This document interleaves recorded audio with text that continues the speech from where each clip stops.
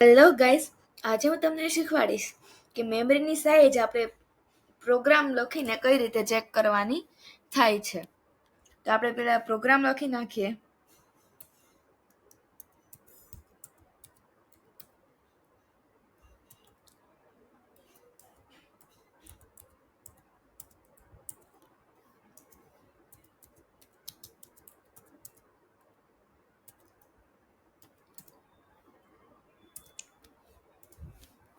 હા, તો જે ઇન્ટ જે ડેટા ટાઈપ છે તે આપણા મેમરીમાં એટલે આપણા લેપટોપમાં કે ફોનમાં કે આપણા પીસીમાં કેટલી જગ્યા રોકે છે તે આપણે જો ચેક કરવું હોય તો કઈ રીતે ચેક કરી શકીએ. સેટિંગમાં જઈને પણ આપણે ચેક કરી શકીએ, પણ આપણે પ્રોગ્રામર છીએ એટલા માટે આપણે પ્રોગ્રામમાં જઈને કઈ રીતે ચેક કરવું તે હું આજે તમને શીખવાડીશ. તો ઇન્ટ વેરિયેબલનું નામ આપણે માયઇન્ટ, ફ્લોટ વેરિયેબલનું નામ આપીએ માય ફ્લોટ,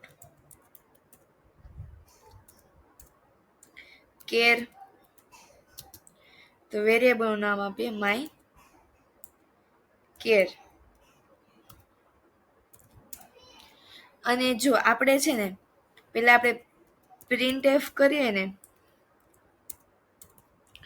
ત્યારે આપણે છે ને અહીંયા છે ને ઇન્ટ હોય ને તો આપણે %d લખતા, ફ્લોટ હોય ને તો %f લખતા અને કેર હોય ને તો %c લખતા. એની બદલે આપણે બધામાં અલગ અલગ ન લખવું ને બધામાં સેમ લખવું, એના માટે વપરાય છે %lu. એનું ફૂલ ફોર્મ થાય છે લોંગ અનસાઇન.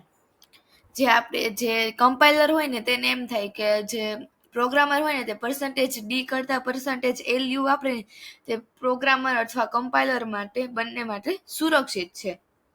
તો આપણે લખીએ %lu અને આપણે બધાની અલગ અલગ લાઈનમાં જોશો એટલે સ્લેશ એન જોડે જ કરતા જઈએ. સાઇઝ ઓફ અને આપણે આ જે વેરિયેબલ છે એટલા માટે આપણે અહીંયા સ્પેસ છોડવાની નથી. બ્રેકેટ્સમાં રાઉન્ડ બ્રેકેટ્સમાં વેરિયેબલ ડિક્લેર કરી, વેરિયેબલનું જે નામ છે તે આપણે લખીએ ઇન્ટ અલ્પવિરામ. હવે આપણે આને પ્રિન્ટ કરી કોપી કરી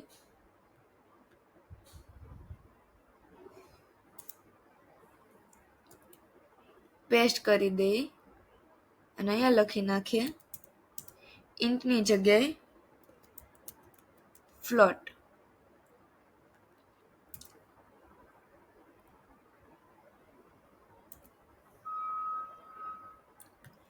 અને અહીંયા લખી નાખીએ કેર